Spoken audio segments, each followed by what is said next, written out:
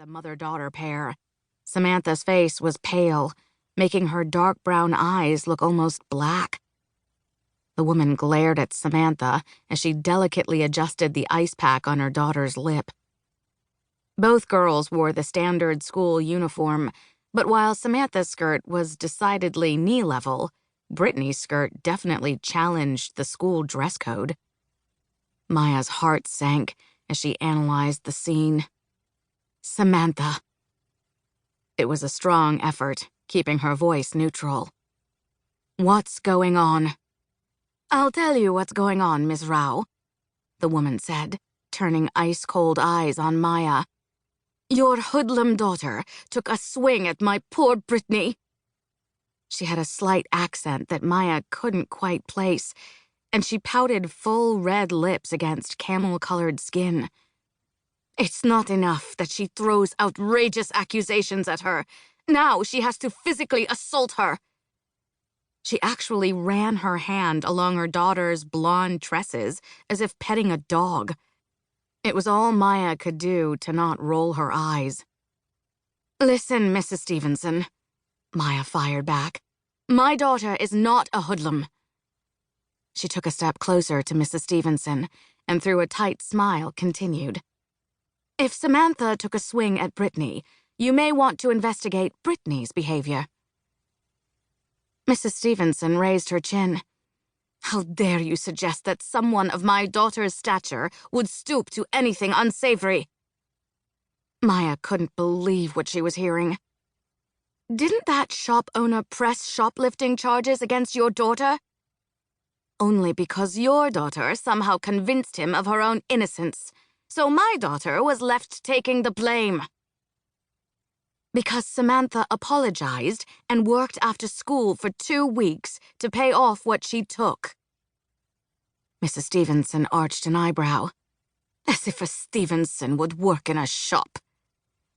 Just tell your daughter to lay off mine. Maybe, she said, shaping those bright red lips into a sneer. If your daughter had a strong male influence, she could be kept in line. I honestly don't understand how people with your... With my what? Maya spoke slowly through gritted teeth and took a step into the other woman's personal space. Brown skin?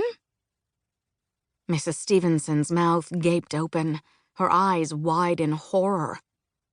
I was going to say lack of stature or allowed admission to an institution such as this. Maya smirked and took a step back. Well, you're here, so clearly they'll let anybody in. It shouldn't feel good to watch this woman squirm, but it totally did, and Maya didn't even try to hide her satisfaction. You'll certainly be hearing from our lawyer. Mrs. Stevenson turned on her heel and stalked away. Come, Brittany. Brittany glared at Samantha and Maya before she stomped off behind her mother like a duckling. Samantha's brown eyes were filled with anger. Her nostrils flared with the effort of trying not to cry. Maya sighed and pulled her daughter in for a hug. Samantha succumbed to her mother's embrace, much as she had when she was a little girl. Mom. Her voice cracked as the tears were set free. Seriously, sweetheart? Maya hugged her tight, keeping her voice low. Did you have to hit her? Samantha pulled back and wiped her eyes even as she set her jaw. Mom, she deserved it. Ms. Rao, you're late. The voice was familiar, as was the slow and mocking tone. Maya turned to face the vice principal. Mrs. Pappenberger. Maya forced her mouth into an overly polite smile and bit back a retort about the flying broom that Mrs. Stevenson must have used to make it on time. So sorry. The vice principal's precisely colored lips formed a thin pink line, and she raised one eyebrow. Yes, well, we do have a problem, don't we? She tossed a cool glance at Samantha as she opened the door to her office. A tilt of her head and a